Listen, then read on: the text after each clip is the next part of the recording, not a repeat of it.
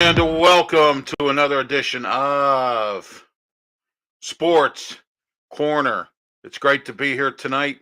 We're here live on Facebook, and I believe we're also live on YouTube.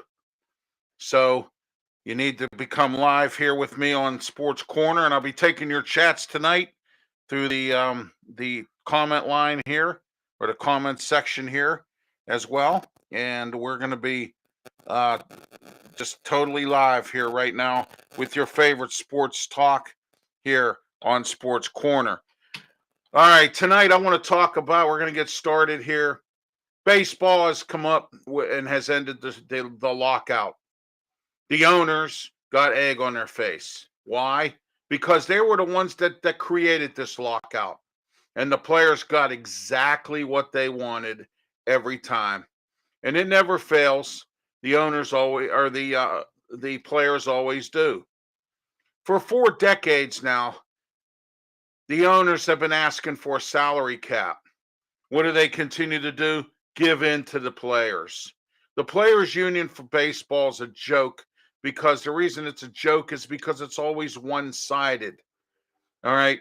And the owners ended up this year by locking the players out and not getting much of anything except for a DH, a raise in minimum wage, and a little bit of some few different things that are going to be going on in the sport of Major League Baseball. The DH will be involved in both leagues this year, which gives the Pirates an opportunity to have a DH hitter. Go out and get a DH hitter. Maybe get an extra man on base here and there. That's what the DH is going to do for the Pirates. Other than that, this new contract this new CBA does absolutely zero for the Pirates. And it doesn't do a whole lot for them at all when the Pirates are still where the Pirates are always going to be, in the hole, in the bottom. And maybe perhaps with this new management, they might just make it this year or next year or in 2025 or whenever they decide they're going to make it. That's probably when that's going to happen. So the Pirates and Major League Baseball are in the same boat that they're in. 12-game playoff and a whole lot more. But this CBA has done nothing, is nothing, and will produce nothing except for a few changes. Big deal.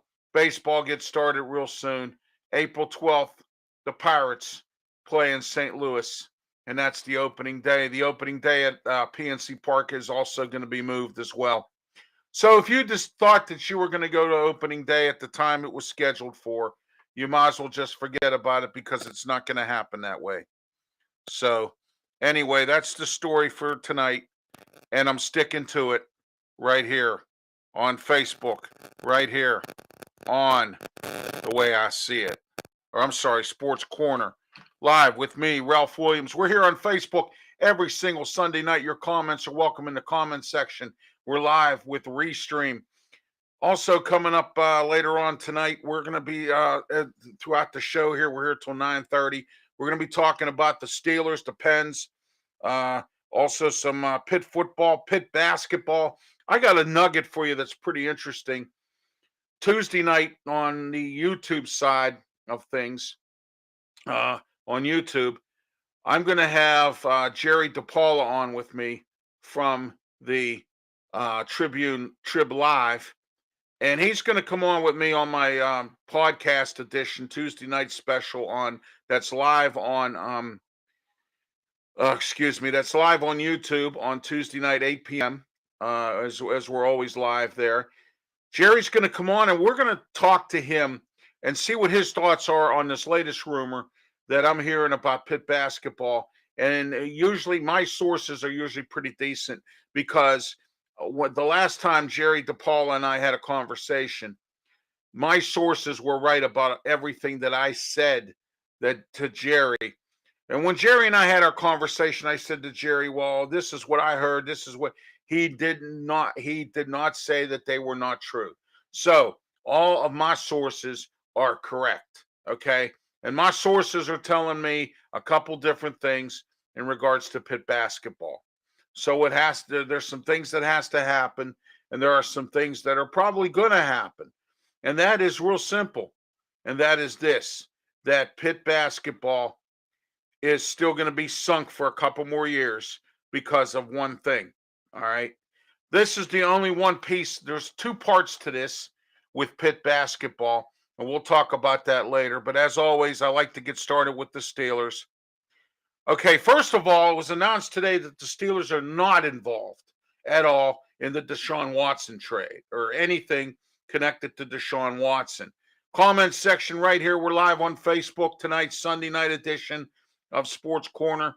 I apologize, I was not here last week for Sports Corner on Sunday night. I had prior obligations, but if you missed tonight's episode, you can catch it again on Facebook and on YouTube also as well later on.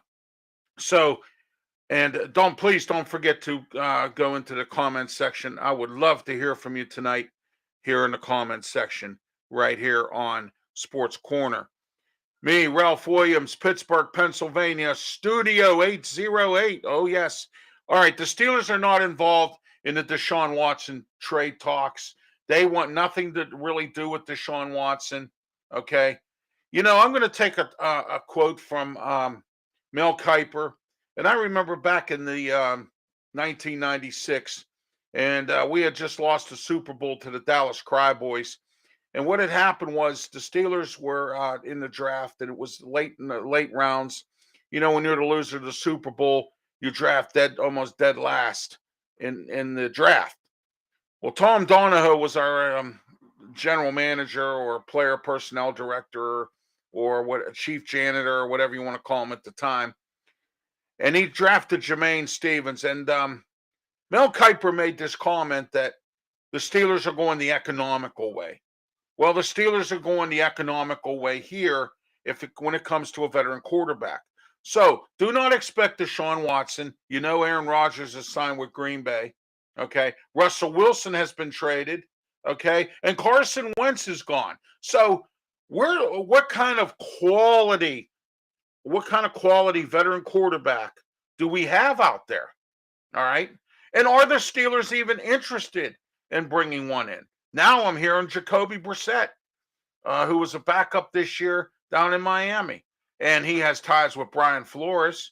So why not bring Jacoby Brissett here, okay, to the Steelers, all right, as a veteran presence in the quarterback room, or it could even be the starter, depending on what Mason Rudolph and Dwayne Haskins do as far as practice, training camp, things like that. We don't even know what's happening to Josh Dobbs. We have no idea. Josh Dobbs had that turf toe last year. I haven't heard anything that he's even practicing or doing anything at this time when it comes down to turf toe. Turf toe is one of those crazy injuries that you really kind of don't want to have. It's one of those types. And believe me, you don't want to have it. All right. The Steelers they're also looking at Ryan Fitzpatrick. Now, you know, Ryan Fitzpatrick is about as old as Ben Roethlisberger. I don't think they should go in that direction. If they really want to be cheap, Tyrod Taylor, maybe even a Marcus Mariota, as I agree with some of my fellow media colleagues in regards to that. I think they should take a look at them. Mitch Trubisky, I think he's going to command too much money, and I don't think it's going to work out for the Steelers with Mitch Trubisky anyway, as far as that goes. As I said before, the Steelers are doing it again. They're going the economical way instead of the way they actually should go. If they do decide to take a quarterback in the first round, in the second round and beyond, they need to start looking at some other needs. They have defensive tackle. They have both lines of scrimmage, the offensive line as well. Both need to be fixed up. In case a lot of you don't know, the lines of scrimmage are a very important aspect of the fact that in order for you to win a football game, you have to control both lines of scrimmage. They need to get help for Cam Hayward on that defensive line. We don't know what Alualu's going to do. We don't know what Tuitt's going to do. My thinking is go out and get a free agent nose tackle. Draft one. Bring him in here. Get him going and get him moving. And then you have your line. You have Alualu. You have your rookie. if it's a first round, or if you find a veteran, bring him in. Okay. All right. So we have a lot of backups that are pretty decent. Chris Wormley filled in great this year. Henry Mondo was doing quite well, and that Martavius Adams, he was one of the scrap heap guys that we brought in from everybody else's practice squad. So therefore, I think the Steelers really need to take a look at both lines of scrimmages before they even look at a quarterback at this point. But if the one falls to them, such as a Kenny Pickett, such as a Matt Corral, such as a Hal from North Carolina, Desmond Ridder from Cincinnati, okay, Sam Howell from North Carolina, any of those guys, Malik Willis, any of those guys fall to the Steelers, I'd take them, okay, and then move on to our other picks, because some of the quality offensive linemen that I think the Steelers should take, they're not going to be available at that time when it comes for the Steelers to pick. Now, I have heard some inklings that there's 2 mock drafts out here right now that have the Steelers going and taking or moving up in the draft from 20 to 17, making a trade with the LA Chargers to get either Kenny Pickett or Malik Willis, depending on who's available. All right. If that happens, that's fine. It's going to take a few years to get the quarterback together anyway. So whoever does come in, they're going to have to sit back for a year or two. Comment section here on Facebook. Don't forget to check in with me tonight. What's your thoughts on the latest on the Steelers? They signed Miles Kennebrew to a new contract, Dwayne Haskins to a new contract, Arthur Maulet to a new contract. And as I mentioned before, the Steelers are now looking in the direction of Jacoby Brissett as far as their free agent quarterback goes. And please, folks, I don't want to hear no more about Aaron Rodgers, Deshaun Watson, even Jimmy Garoppolo. I don't even want to hear that, because I don't think Garoppolo is going to come to Pittsburgh. I don't think he's going to be here. I think the Steelers are going to do a bargain basement kind of guy. They're going to bring in here that can get the job done at a cheap price. They have other needs that they need to look at, and that's the way the Steelers are going to be handling things this year. I'm coming up later on in April, probably the week before the draft, right here on my Tuesday night podcast edition. I might have a few guests on. We're going to have a draft show here on my podcast, and I'm working on getting a podcast going for PCTV as well. Okay, Pence won 6-2 the other night against Vegas. Today, they won 4-2. They beat the Carolina Hurricanes. Carolina has been a thorn in the Penn side this year. They have the lead in the Metropolitan Division, but the Pens have to keep going with their A game. They have to stop. The injuries need to cease. They need to make sure they have their A game, because they're playing everybody in their division right now, and they're going to be seeing them in the playoffs as well. So with that, the Pens definitely, and Mike Sullivan even said that they're going to have to really have their A game. They're going to have to come with everything. Possible trade targets that the Pens are looking at. I'm hearing rumors about Brock Bosner from Vancouver and Richard Pagel from the Anaheim Ducks. Those are guys who I think the Pens could probably get at a minimum price. They have Ron Hextall said today they have a lot of free agents that need to be signed for the Pens. He's not going to be able to sign them all. And I mentioned before, and I gave everybody a homework assignment, either on this show, PCTV, on my Tuesday night podcast. Tell me of the 3, which 2, because Hextall said he doesn't think he could sign all 3 of them. Rust, you have Letang, and you have Malkin. Which 2 would you take? Comment section. I welcome your comments here on Facebook tonight. Tuesday, we're going to be on YouTube, as always, every Tuesday night. We're on YouTube at 8 p.m., and my guest will be Jerry DePaula from Trib Live. Also, don't forget Saturday, 5 p.m., PCTV, Channel 21 Comcast, Channel 47 Verizon Cable, Sports Corner, 5 p.m. every Saturday. This coming Saturday, the 19th, guess what's coming up? the Year in Sports Review replay. If you didn't see it on PCTV, you didn't catch it on their Facebook page, 5 p.m. this coming Saturday. Also, my friends at Steel City Sports World at 6 o'clock, Claudia Rosano, Luther Dupree, Smoking Jim Frazier, my co-host as well on PCTV. Also, don't forget, we're going to talk right now about Pitt football, and I'll talk with you later about some of my other shows going on. Wednesday, we have Mauler Talk. Lots to talk about for Mauler Talk. I got the top 10 in the USFL. They just had their supplemental draft. I'm going to tell you what Pitt, West Virginia, Penn State players got picked. I'm also going to tell you exactly how the Maulers picked in that draft, and some Pitt players with some local familiar names and ties that got picked up. Some local colleges such as Gannon and a few other colleges got some guys picked up that are going to be playing this year in the USFL. Could be playing. We're going to find out how that works. All right, let's get back to Pitt football. Former Pitt and NFL player Henry Hanowski was named honorary chairman of the Big 33. How do you like that? Congratulations to Henry Hanowski for that. He was a great fullback when he was with Pitt. He played a virtual role in the offense. He's a great guy, and I like him, and I think he's perfect for what he's doing, and it's great to see him do that as well.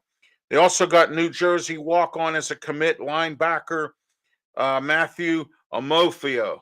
So he's going to be part of the 2023 class, but he's a walk-on and he's committed already, and he's going to be an early signing, which is going to be great because the reason I say this is because Pitt needs some linebacker depth. They lost Cam Bright.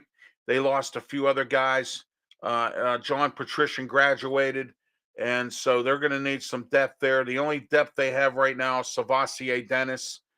I don't know what's going on over there. All I know is it was unfinished business. A lot of players left because of that, and a lot of players left because of a few other reasons. So there you are there as far as Pitt football goes. Also, the spring game brought to you by PNC will be at Heinz Field April 9th, 1 p.m. start time for the spring game. And I'm going to tell you, stay tuned to my Facebook page because I'm going to be telling you where I will be sitting at the spring game. Why don't you come over and hang out with me, chat with me for a little bit at the Pitt spring game at Heinz Field. It's going to be on April 9th, 1 p.m. start time at Heinz Field. We're going to see which side's going to be playing catch-up. We'll be playing catch-up this year. That ought to be interesting, huh? Okay. I promised you tonight that I would have a piece of nugget about the Pitt men's basketball team and as it results to Jeff Capel. And the reason I'm saying this is because Jeff Capel, and there's a lot of everybody out there, the fanatics on the Pitt Fanatics group, the alum, the student body, want to know why Heather Lyke continues, our athletic director for Pitt, continues to support Jeff Capel. Well, I'm going to explain to you why. Now, number one, here's the one nugget that I'm going to bring you tonight. And then Tuesday, I'm going to verify this other nugget that I heard with Jerry DePaula, who covers Pitt for Trib Live. And he's been doing it for a while, and he's continuing to do it. He will be with me on my podcast this coming Tuesday night, 8 p.m. every Tuesday night. Oh, excuse me, live on YouTube. And as usual, we have our comments section open as well. Okay, so here's what I found out. Jeff Capel's buyout contract is $15 million. So in order for Pitt not to eat it, which they're going to have to do, right? They're going to have to eat this. I mean, they really are. So right now, being that they don't want to eat it, they're going to have to ride out Jeff Capel's going to have to ride out his contract. For the fact that Pitt will be sad for the next 2 more years, and it's going to be a while before Pitt gets back in order here. That's why Heather Lyke refuses to fire Jeff Capel. All right. And that's what my sources tell me. And most of the time when my sources tell me something at Pitt, I'm right about that. They were right about it. They told me the whole story. And that's what I found out. Now I have a second piece to this, But Tuesday night, you got to watch my podcast on YouTube, 8 p.m. start time Tuesday night. All right, let's talk about some other sports for a minute here. Let's get into some quick high school uh, stuff here. Duquesne City Schools starting their athletic program back up. That's great to hear for them. They need to get some of these youngsters back in playing basketball and football and getting back into the gym, getting themselves together for sports. It's great to see Duquesne City Schools in Duquesne, PA, getting themselves back together. Also, Southmoreland has hired a new coach, and he is gonna. His name is Tim Bukowski, and he was the top assistant to Rob Frederick. In case you're not aware, Southmoreland hired Rob Frederick. The night they hired him, he had a heart attack, and he died. So sad to hear about that. My condolences to the Frederick family. It's really sad to hear that that has happened to them. But now Southmoreland has their football coach. Also, let's talk about Duquesne basketball. Senior forward David Dixon commits to Duquesne. That's good news for them. Antonio Brown and Kanye West have put a bid in to buy the Broncos. Wow. How about that one? All right, let's talk about the Pirates real quick today. I found out some interesting news. Players are starting to report to the amended spring training due to the lockout. And as part of this amended spring training, there is they picked up left-handed pitcher Aaron Fletcher off of waivers from Seattle. I'm not going to be happy with the Pirates until they get rid of Mitch Keller. I think he's a horrible pitcher. I don't know why they keep dragging their feet with him. They'll probably go out and get a couple veterans off the scrap heap to pitch this year. As far as that goes, they already went and they traded Jacob Stallings, which I was quite surprised they traded, and I thought that was a little bit of a head scratcher. But I heard Brian Reynolds. I heard has turned down a long-term contract. Brian Hayes has also turned one down. So I'm wondering if they're seeing the writing on the wall. Why should I sign a contract with this team when A, they don't want to pay me, and B, I'm going to get traded anyway. So why not make my value even greater? Okay. So that's the reason why I believe that the Pirates have not been able to sign some of their key young players. And if the Pirates think that some of these guys are dumb, the Pirates better think again, because that's not the case here. They might be fooling some of you out there who continue to go to these games and spend hundreds and hundreds of dollars at these games for an owner who doesn't seem to care about whether or not you get a quality product on the field to watch, that you spend hundreds of dollars at a game. Okay. Do you see what I'm saying? So continue to spend your $100 at the games, or hundreds and hundreds of dollars to where you got to take out a loan. You continue to do that at PNC Park. Continue to feed Bob Nutting's pocket. Continue to just, show up at the games. Oh, PNC Park's a nice place to play. Yeah, it's a beautiful place for a game. Absolutely. But, why spend hundreds of dollars if you have no meaning to be there? I like to go there for their concerts after the game. Last time I was at a Pirate game was in 2000. Well, I went in 2017 to see the Pirates play. Chicago played afterwards. 2018, they had real nice giveaways. I went for a couple giveaways. I didn't pay for tickets. Someone else did. So you see, I don't need to be paying hundreds and hundreds of dollars to go to a game when someone else pays for it. I don't get media credentials. I don't get free food, and they don't park my car. So therefore, as of right now, I don't have no reason to really go to a Pirate game. All right. So there you are. All right. Anyway, let's talk about the NFL again here. Amari Cooper traded to the Cleveland Browns. You know what, Steelers, better take a look at this. These other teams are starting to beef things up again. And now I'm hearing stories that Cleveland's looking at Deshaun Watson as well. They want to bring somebody in to probably compete with Baker Mayfield, which could happen. Carson Wentz traded to the Washington Commanders. Pro Football Hall of Fame will move to an afternoon starting August 6th of this year. Instead of prime time, the ceremony will be in the afternoon. So will the game. Mitch Trubisky is out there, free agent quarterback from the backup for the Buffalo Bills. Teams interested, possibly the Steelers, Giants, Saints, and Colts. Jameson Winston, Steelers, Washington Commanders. Even though, and I say even though they have Carson Wentz, the Washington Commanders are loading up on quarterbacks this year for what they have. They have that Heineke kid, and he's sort of here and there. Khalil Mack being traded to the Los Angeles Chargers with Joey Bosa. That ought to beef up their defense. We spoke about baseball earlier. Teams that voted against the latest agreement. Now, of course, Bob Nutting for the Pirates, he voted for it. Okay, what a dummy. All right, but the ones who voted against it are the Yankees, the Astros, the Cardinals, and the Mets. Okay, DH for all, 12-game playoff, and a raise in the minimum wage. I want to thank everybody for watching tonight's 30-minute Sunday night edition of Sports Corner. All right, I want to thank everybody for this tonight. Just a few announcements before you go. Tuesday night, don't forget on YouTube this coming Tuesday and every Tuesday, 8 p.m. live on YouTube, Sports Corner podcast with myself and my special guest this week will be Jerry DePaula from the Trib. Wednesday, 4 p.m. live on YouTube is Mauler Talk, and we have a lot to talk about this week, plenty to talk about.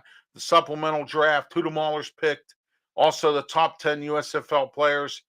I'll tell you who those are, and a whole lot more coming up Wednesday, 4 p.m., 30-minute show live on YouTube. You can also write your comments in the comments section anytime on any of my shows. Please subscribe as well on YouTube to my shows. And also would be beautiful if you put your comments in there of what your thoughts are on the show and what your opinions and comments are in regards to sports and with the way I see it. Also coming up on Thursday, Wrestle Talk, national show, Blog Talk Radio. We have a special guest coming on, myself and my co-host Mark Mancini from Los Angeles, California. 347-205-6931. You can listen to it on your phone and also comment on Blog Talk Radio Live. Wrestle Talk, the only local professional wrestling show that's national. And I'm going to tell you something right now.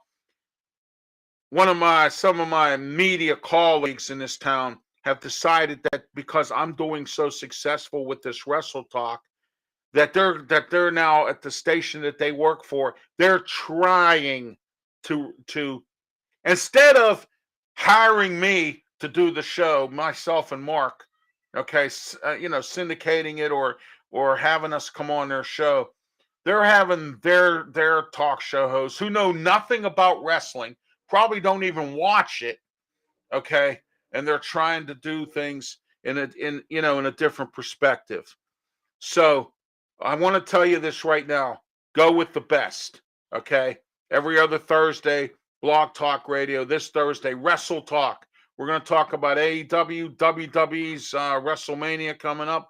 Whole lot more. All 8 p.m. start time for Wrestle Talk, Blog Talk Radio, myself, and Mark Mancini. Thank you for tuning in tonight to Sports Corner live here on Facebook every Sunday night. Thank you. Have yourself a good night. Be safe. Stay tuned for The Way I See It coming up next.